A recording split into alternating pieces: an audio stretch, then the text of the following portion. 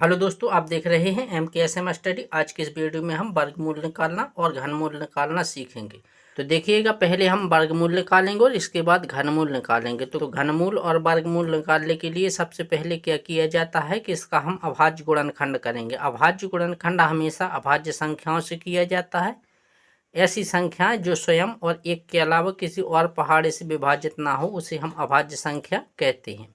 तो देखिएगा, सबसे पहले हम इसका फैक्टर करना सीख लेंगे कि फैक्टर किस प्रकार से किए जाते हैं। यदि हम इसका गुणनखंड करना सीख गए तो बहुत ही आसान होता है इसको हल करना। तो चलिएगा, पहले हम समझ लेते हैं कि कौन कौन सी संख्या किस किस संख्याओं से विभाजित होंगी। तो इससे क्या होता है कि जब हम अभाज्य गुणनखंड करते हैं तो बहुत ही आसानी होती है। तो चलिएगा देख लें। 2 से वे संख्याएं कटती हैं जिनके इकाई का अंक 0 हो, 2 हो, 4, 6 या 8 हो। वो सभी संख्याएं 2 से विभाजित होती हैं। 3 से वो संख्याएं विभाजित होती हैं जिनके अंकों का योगफल 3 से विभाजित हो। जैसे कि लिखा है 81। 81 में 2 अंक हैं, एक 8 है और एक 1 है। दोनों को यदि जोड़ेंगे तो आएगा 9, और 9 है जो 3 से विभाजित है, तो यह 3 से विभाजित होगा। अब इसके बाद देख लेते हैं 5 से। 5 से वह संख्याएं विभाजित होती हैं कि जिनकी इकाई का अंक या तो 0 हो या फिर इकाई का अंक 5 हो। यदि 0 है और 5 है तो वह संख्या पूरी तरह से 5 से विभाजित हो जाएगी। तो चलिएगा, अब हम करते हैं इसका गुणनखंड और फिर निकालेंगे इसका वर्गमूल। तो देखिएगा, इसकी इकाई का अंक जो है 6 है, तो हम इसे सबसे पहले 2 से विभाजित करेंगे। तो पहले इसमें 2 से भाग लगाएंगे, तो 2 से भाग 5 में जाएगा। देखिएगा, 2 बार 2 दूना 4 होता है, और यहाँ पर 5 था, 4 से 5 एक ज़्यादा है तो एक यहाँ लगेगा, तो यह हो जाएगा 17। फिर 2 का भाग 17 में 2 अट्ठे 16, एक बच्चा, एक यहाँ लगेगा, 16 हो जाएगा। तो 2 अट्ठे 16 होगा। अब देखिएगा, 2 से हम फिर भाग लगाएंगे। 2 एकम 2, 2 का 8 में 2 चौके 8, 2 का 8 में देंगे, 2 चौके 8। 2 से भाग लगाएंगे, एक संख्या में नहीं जा रहा तो 2 अंक मिलाकर लेंगे। तो 2 का भाग 14 में लगाएंगे, 2 सत्ते होता है 14, और 2 का भाग देंगे हम 4 में, तो 2 दूना 4। फिर 2 से भाग लगाएंगे, 2 का 7 में देंगे, तो 2 3 6, एक बचेगा, 2 6 12 हो जाएगा। अब देखिएगा, 2 का हम भाग इसी प्रकार से लगाएंगे जब तक हमें 1 प्राप्त ना हो जाए। तो हम इसका भाग लगाएंगे 3 में, तो 2 एकम 2 होगा, एक यहाँ बचेगा, तो यहाँ पर हो जाएगा 16, 2 अट्ठे 16। फिर 2 से भाग लगाएंगे, 2 नम 18। फिर इसको 3 से लगाएंगे तो 3 तिरका 9 होगा, और 3 एकम 3 होता है।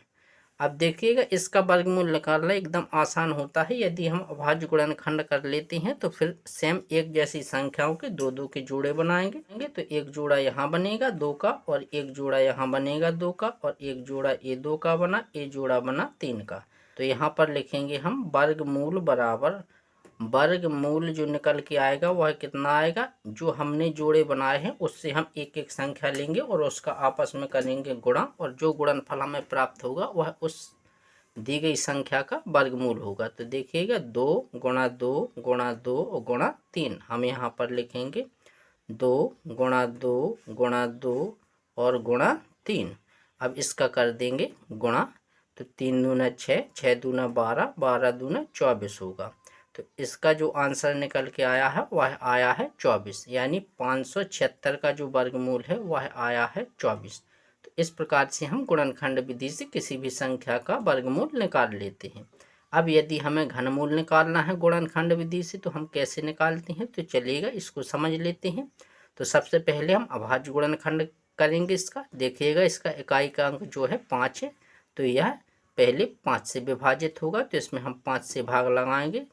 5 का भाग 15 में 3 बार जाएगा, 5 3 15 होता है। 5 का भाग 6 में देंगे, 5 एकम 5, एक बार गया, एक यहाँ बचेगा, तो ये 12 हो जाएगा। 5 दूना 10। अब यहाँ पर 2 बचेगा, तो 2 हो जाएगा ये 25, तो 5 25। भाग की प्रक्रिया जिस प्रकार से की जाती है उसी प्रकार से हम भाग लगाते हैं। तो देखिएगा, ये भाग का चिन्ह होता है, भाग लगाएंगे 31 में, तो 5 छक के 30 होगा।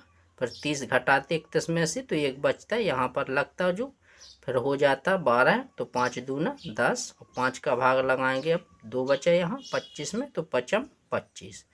फिर 5 से भाग लगाएंगे, 5 एकम 5, एक बचा, 5 दूना 10, यहाँ पर 2 बचा, 5 25।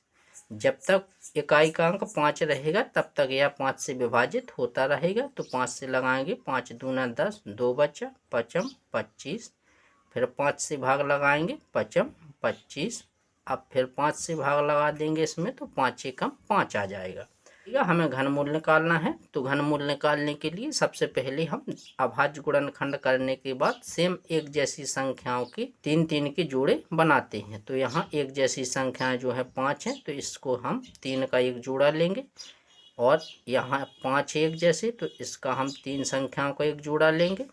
तो यहाँ देखिएगा, यहाँ से एक 5 लेंगे और यहाँ से भी एक 5 लेंगे। तो यहाँ लिखेंगे हम घनमूल बराबर, घनमूल जो निकल के आएगा वह आएगा इसका जो हमने जोड़े बनाए हैं उसका अब हम आपस में गुणा करवा देंगे। तो यहाँ लिखेंगे 5 और गुणा 5, और 5 का 5 में गुणा होगा तो आएगा 25। तो 15,625 का जो घनमूल निकल के आया है वह आया है 25। ये आपको वीडियो पसंद आया हो तो चैनल को सब्सक्राइब, वीडियो को लाइक और अपने दोस्तों तक शेयर जरूर करें।